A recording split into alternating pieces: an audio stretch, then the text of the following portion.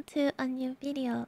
Today we're gonna continue the fancy series. Going back to Internet Historian channel, we're gonna watch the video Too Fancy, Too Furious Wine. I personally don't know much about wine at all. I'm not really that into drinking. I just personally have a big sweet tooth and I would rather satisfy that. So I prefer like smoothie or fruit juice over wine. So I'm not fancy and I need this education. So let's get started. Excited. I think my mic is getting cut up. Come here, little fella. Not. I want to tell you a secret. Okay. I'm just We're here. like you. He likes We're both fruit juice? down here in the dirt. Mine just happens to be imported. You are fighting in traffic, and I am fighting charges of trafficking. We're so similar. Oh You're my working a gosh. 9-to-5 job, and The flags. What is CRM? You're working a 9-to-5 job, and I am having to look at that. We're both going through it. So don't hate me. I'm not the problem. It's the wine snobs. They're the ones that look down on you. And frankly, They're the real enemies. I don't blame them. What? No, he's learning. Oh my gosh, the eyebrow change. You're so expressive. He's basically a VTuber. Listen, let me pull you up by your bootstraps. Save me. What if I made you my little Pygmalion? What's that word? I've never seen that word. Why is it spelled like that? Why does it look like that? Pygmalion? That's a reference that you wouldn't get. You know what? Perhaps I shall make a series of videos that will give you some sort of clue about fancy things. Yes, that's what I'll do. Something to give you just enough information to bluff your way through a fancy dinner. Did you know that Da Vinci painted the Mona Lisa? Somebody had to hold open the gates for the barbarians. Why not me? So let's do it. Let's look at Wine. wine. The Mountain Dew of upper society. With wine, there is only one rule. Okay, I'm writing this Kill down. or be killed. Okay. And if you want to survive the night, here are 6 things you should know about wine. To you muggles, the words on these bottles must seem like a mystery. Pie not no ire? But us landlords, we, the pink Himalayan salt of the earth, we know what they mean.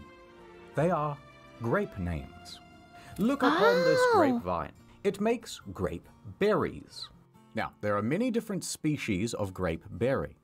Oh, so pretty. Look at those colors. Berries. I want to go Now, back. there are many This different is like pretty, species of but grape the berry. last one, look at that. That's not blue, that's not purple. Blurple?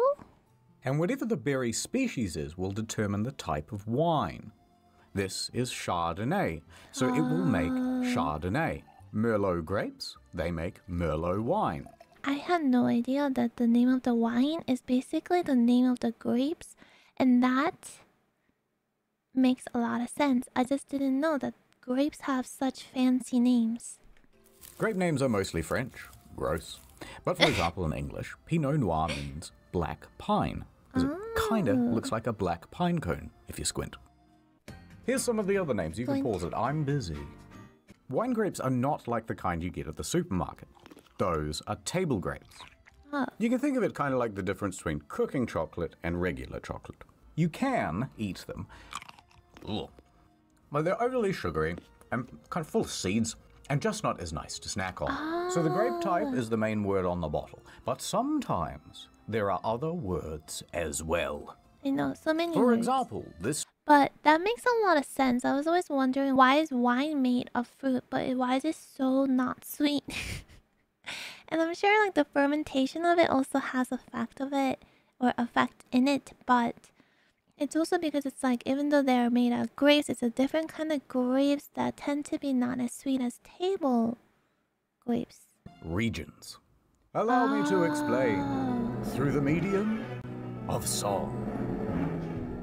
And then There's Chianti and Piedmont, also there's Burgundy. Don't forget Chablis Bordeaux. This one's from Italy, this one's from Italy, this one's from France, this one's from France, this one's from France, this one's from France. The general rule is, if you see a term you don't understand, it's probably just the French or the Italians being all la-dee-da about their particular region. All right, let's move on to price. Come on, I know a place. Good to know.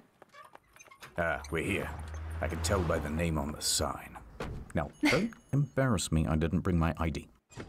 Fiddle-tee-dee, look at all these bottles. So many options. Ooh, a cheeky $200 bottle. Why is this expensive? And here, oh, a $20 bottle.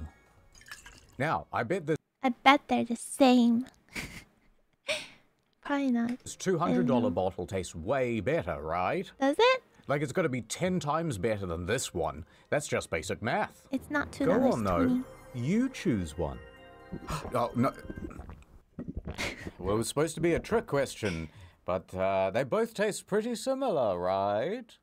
There's not some threshold that you get to where it gets more expensive, and then it tastes better, and then more expensive again, and it tastes even better, until it gets so expensive and so incredible that it's like nothing you've ever had before. It like turns you immortal. That's when it's worth that much money. Break through for the a cup. conditioning. This is just old grape juice. Now, if you're a little bi-curious about a more expensive bottle, sure, why not? Gold letters grace the label, hand engraved by goldsmiths. Famed wine critics described the taste as mind-boggling. But realistically, after about $60, the flavor doesn't get much better.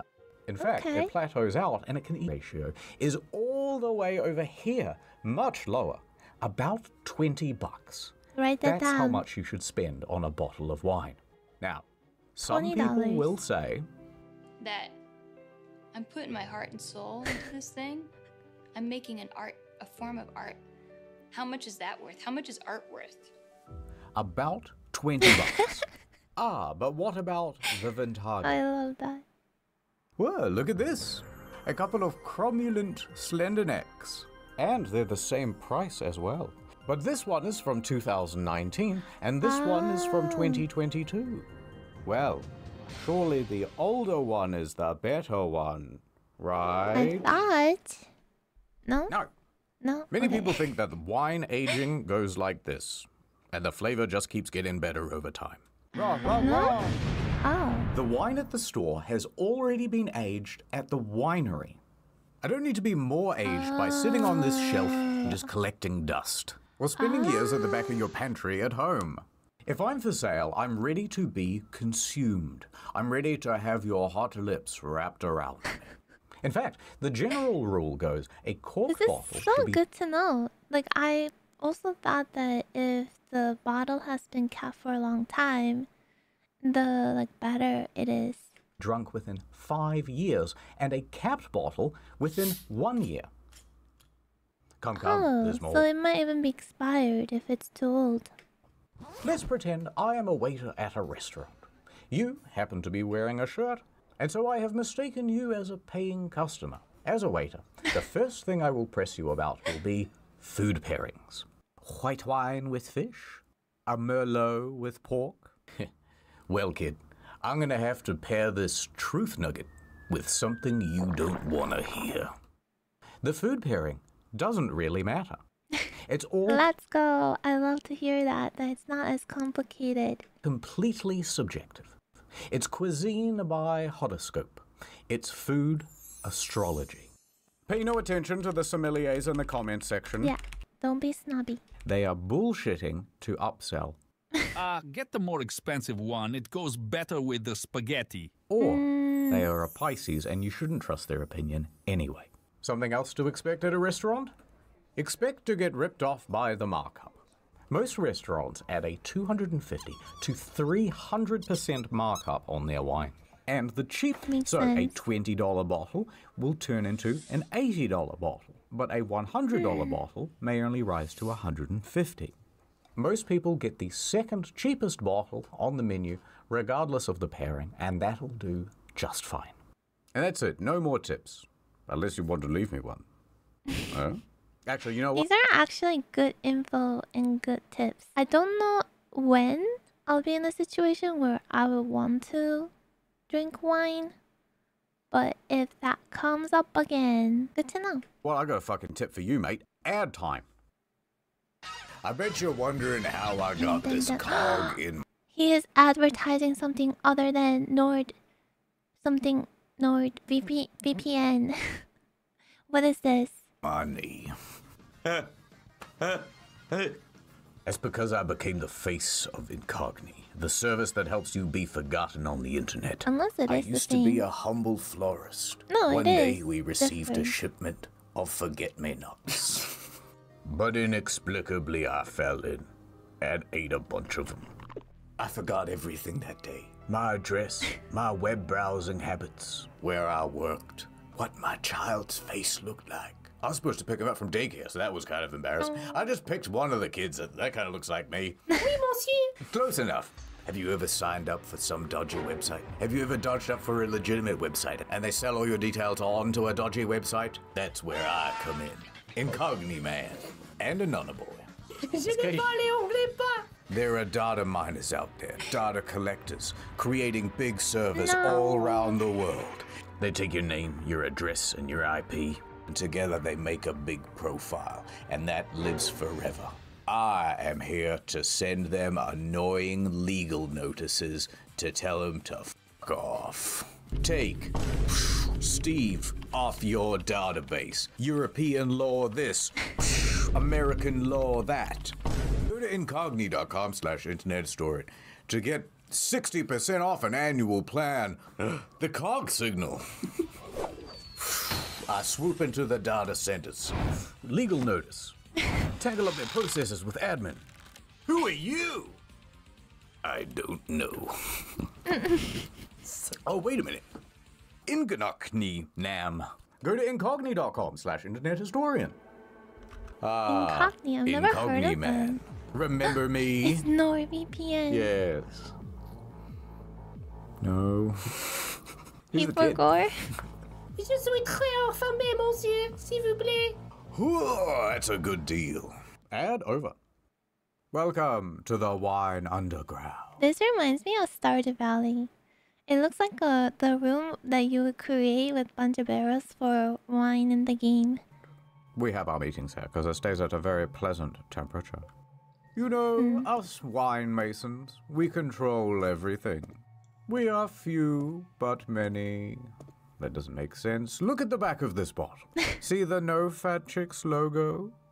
We put that there. It is the symbol of our organization. We have a dirty finger in every glass of government and corporation stuff. If you cross us, whoops, perhaps you'll have a little accident. Last year, Little Upstart tried to make wine actually taste good. You know, like how grape soda does. Cut him up so good he had to get stitches. We caught one reporter trying to dig around into our operations. We all know how that one ended. With an airstrike. All right, my little juice box. I'm going to let you in on a secret. Why Juice is box. champagne called champagne? Well, I'll tell you. It all began in 1668. In the Abbey of St. Peter in northeast France, there's something spooky going on.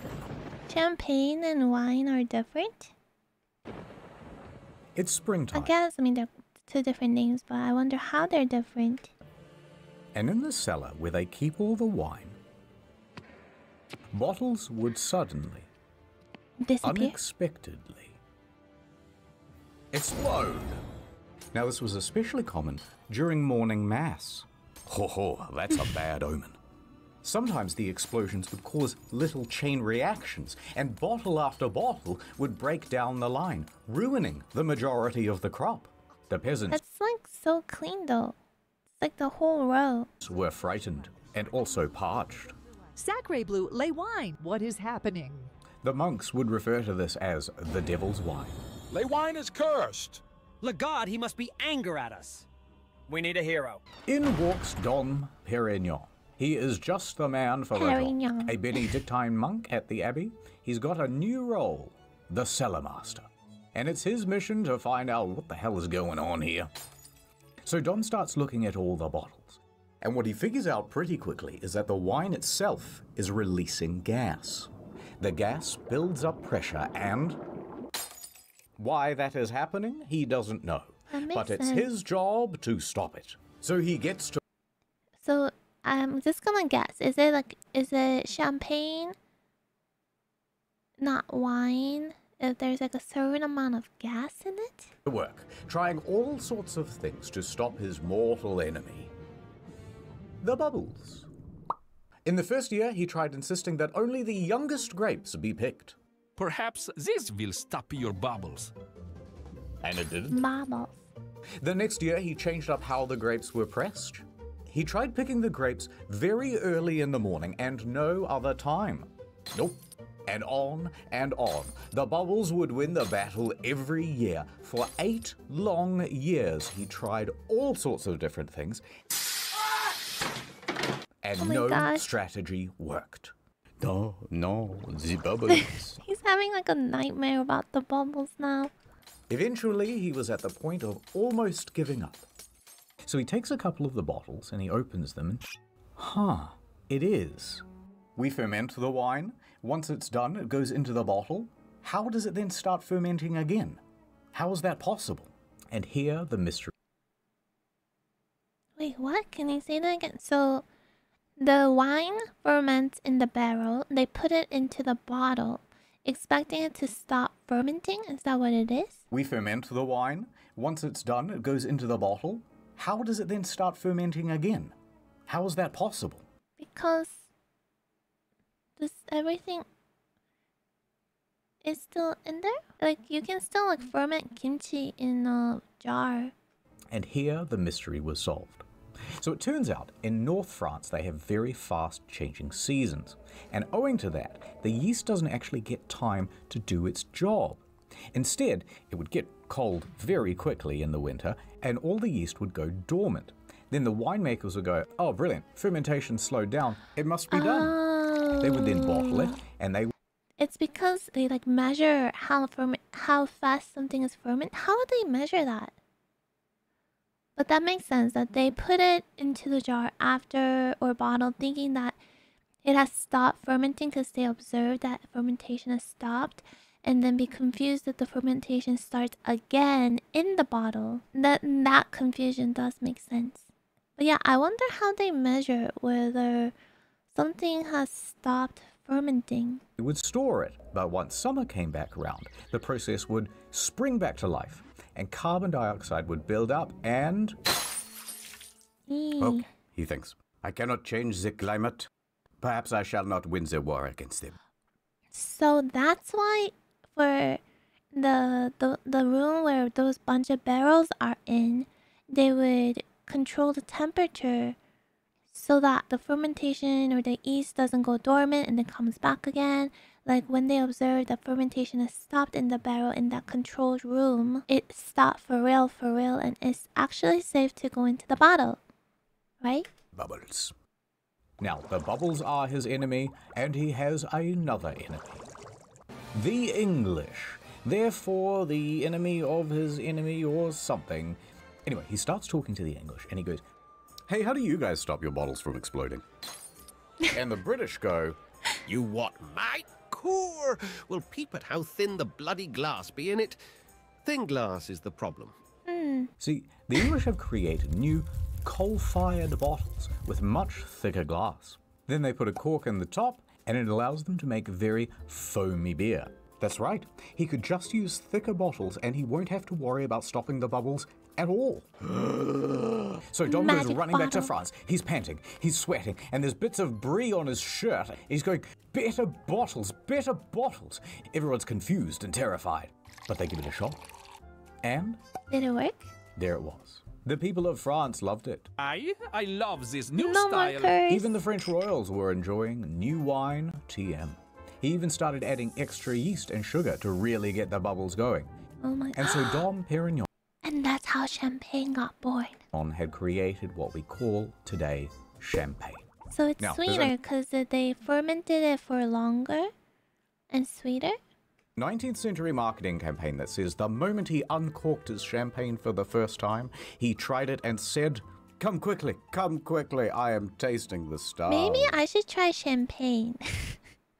I've tried wine and I'm like, I couldn't understand why people drink it. But maybe champagne would be different. But maybe I'd stick with my ice cream. But that's actually a myth. He never really said that. Really? But Dang. there's still a problem. And this one, Dom cannot fix. The pulp. If you bottle wine while it's still fermenting, so that you can keep the bubbles in, you're also trapping in a bunch of dead yeast and debris and gross particles too. Also, it's all cloudy. No, we want it clear. We want it crystal looking. How will we ever solve this problem? Oh my goodness. Dom dies. No, he never got to perform all of his dreams and goals. Poor Dom, your children will fulfill your dream. 1805, in walks Madame Clicquot. She's just the man for the job. I'm also French. I have come to remove all the little beats. I will clench my teeth together and go pitu back into the bottle. Now, Madame Clicquot was a very shrewd lady. What's Her husband shrewd? died when What does shrewd mean? Having or showing sharp power of judgment, astute. Piercingly cold, sharp-witted, sharp. Okay, intelligent, clever, gotcha. she was in her early 20s. My husband is dead. Lol. And part of the estate she was bequeathed included she a say lol? winery.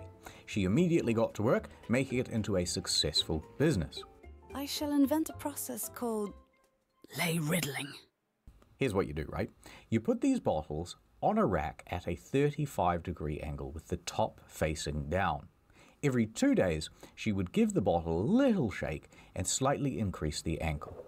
After 8 to 10 weeks, all of the sediment would come to rest in the neck of the bottle. All right, quick tangent. Did you know that when you increase the salt concentration in water, you can drop its temperature down much lower without it freezing? Tangent over.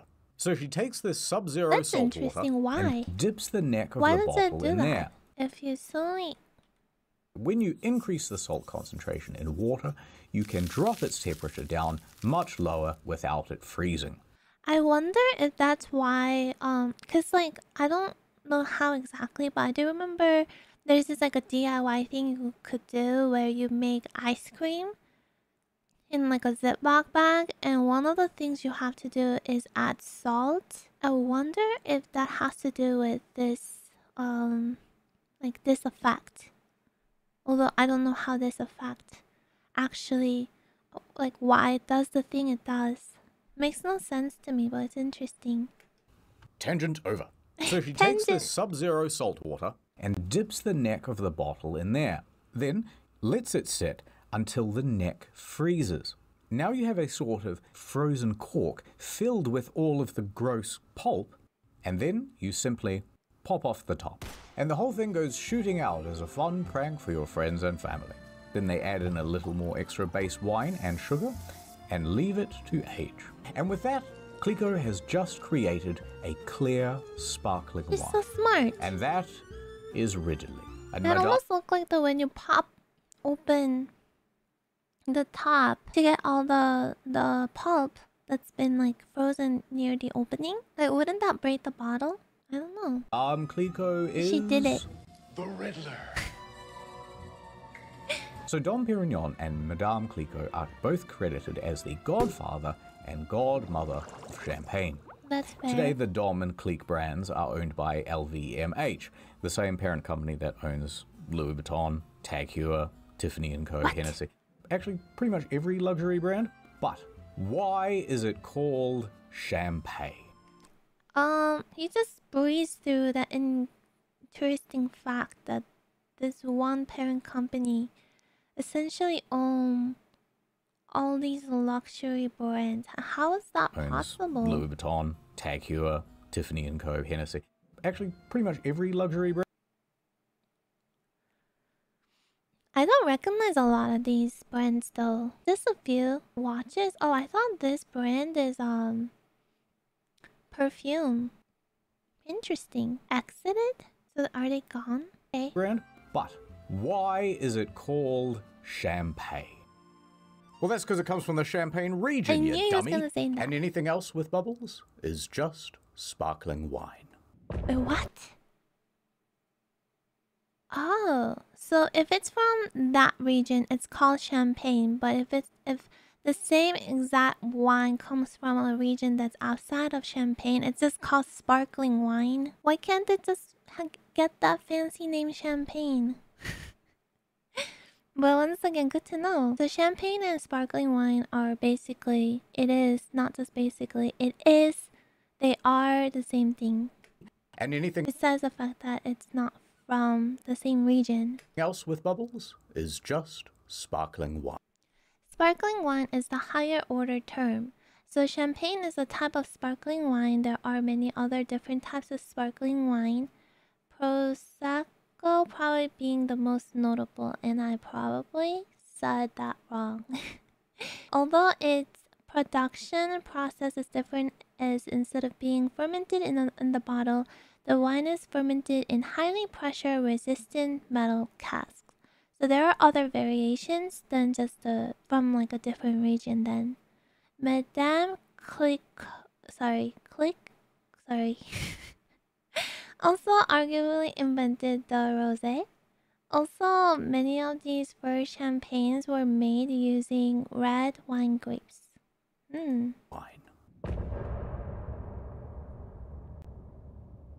End of part. What? Oh, it's you. I was Hello. just looking out over the sunset. You know how it is. Yeah. Thinking about stuff that happened in the past. Yeah. I remember it all too well. It was literally 1984. Literally. I was walking home with my parents from the opera. Come on, keep up. We're nearly there. Hey, let's take a little shortcut, they said.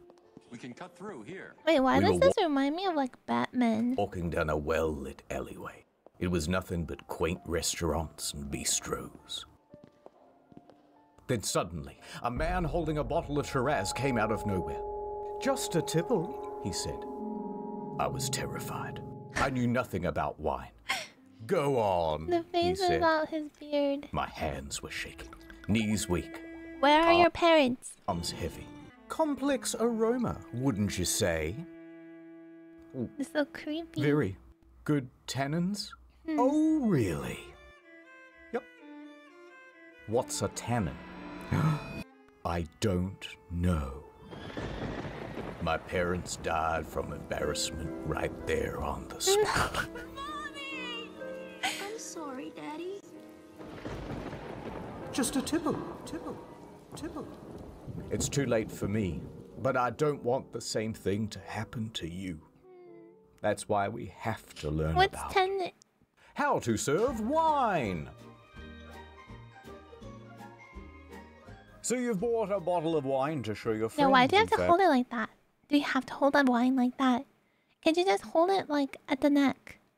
How successful and sophisticated you are.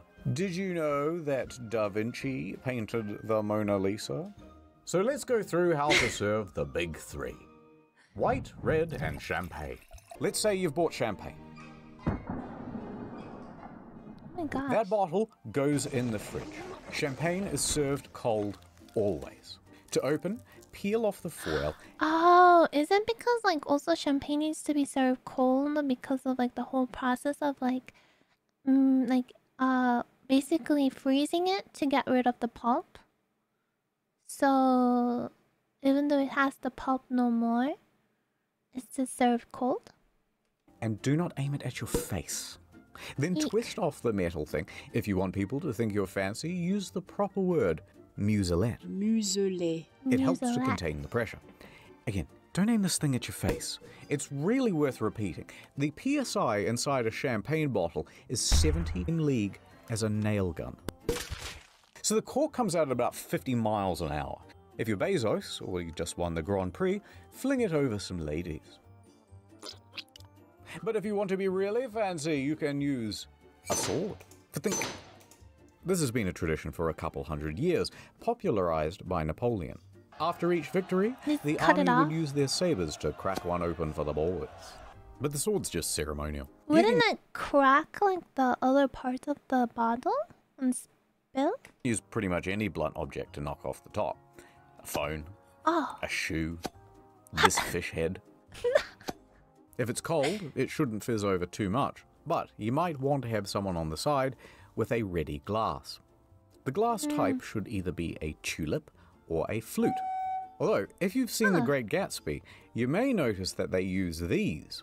Up until the mid-1900s, people used coupes. That's because, back in the day, excessive effervescence wasn't very cool. Refers to the fizz of a drink. Oh. In fact, sometimes they'd even use a small whisk or a fork to dissipate all the bubbles. Now, there's actually the effort to be fancy. An old myth that the shape and size of the coupe was molded from one of Marie Antoinette's buboes. But it's probably not true. Eventually, bubbles became a fancy feature, so the flute was adopted. They can be made from glass, but preferably they're made from crystal, so that they shimmer as much as possible. Crystal is a special type of glass made with added minerals baked in. Traditionally, the additive was lead oxide. The additives give the glass more strength, allowing them to be made thinner than regular glass. But it also makes them slightly porous, giving extra sparkle. What?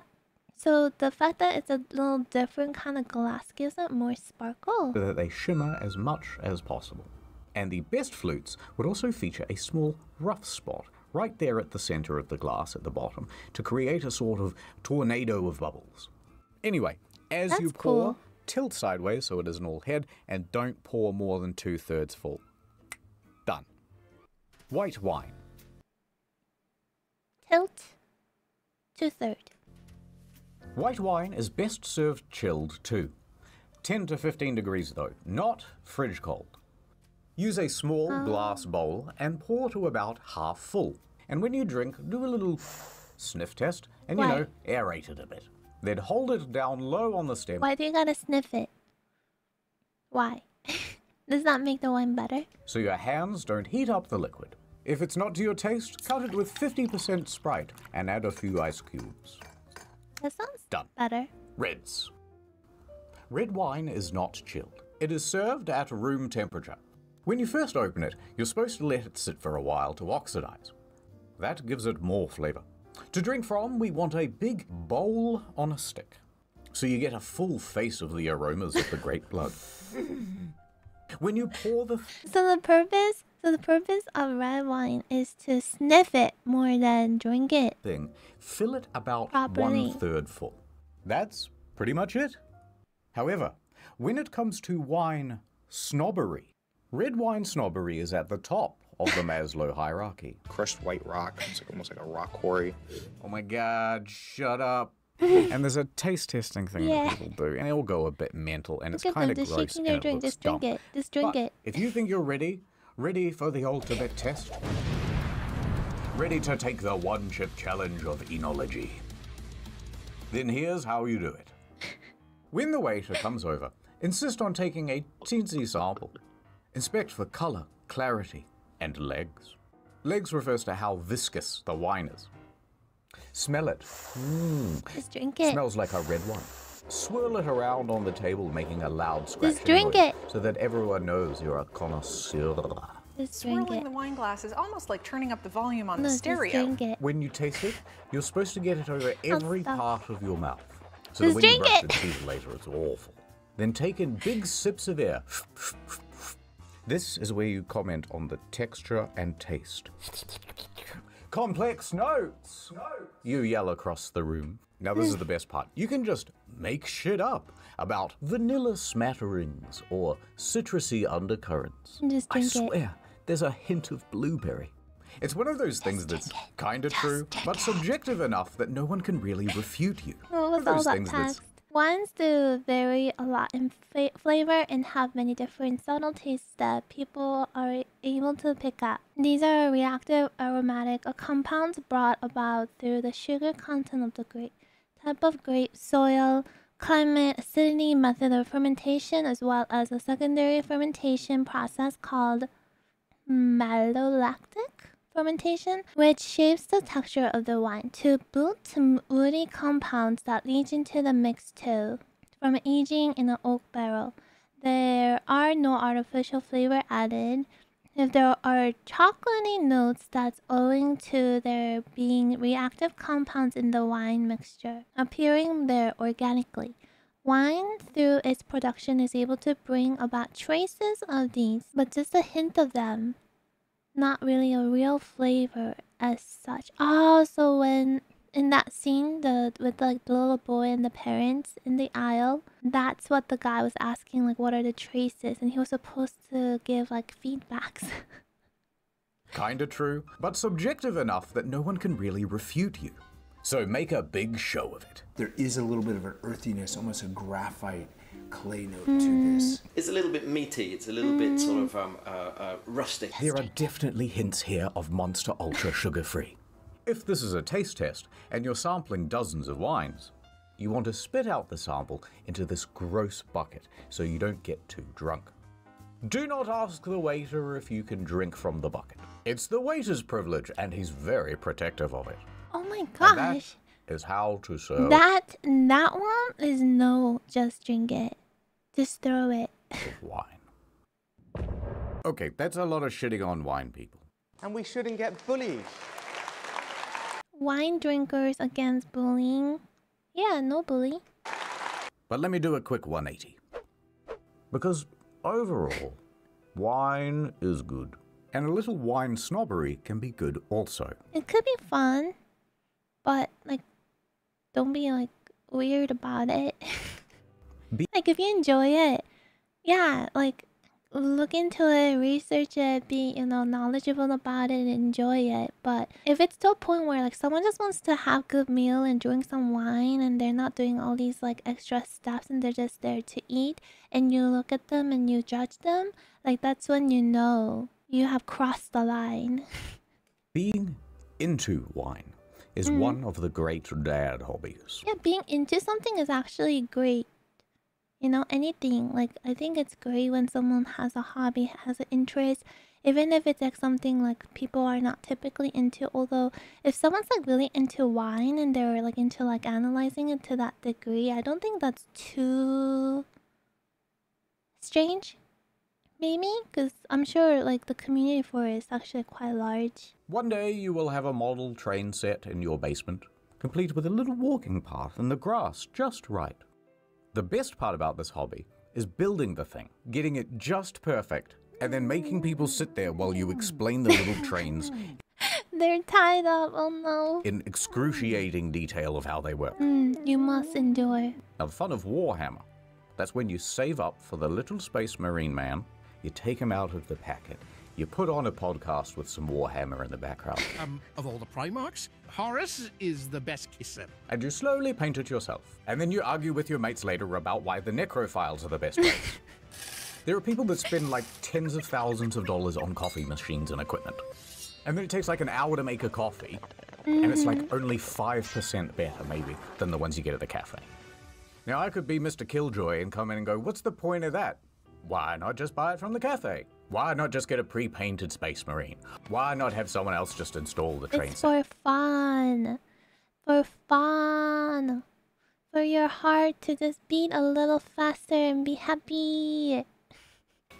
But then there's no ceremony, there's no fun, there's no hobby. Yeah, there's like a sense of accomplishment, moment of feeling like proud because you are growing or experiencing in something more, in something that you are just genuinely interested in it, It kind of makes a person more interesting too. Wine is very similar.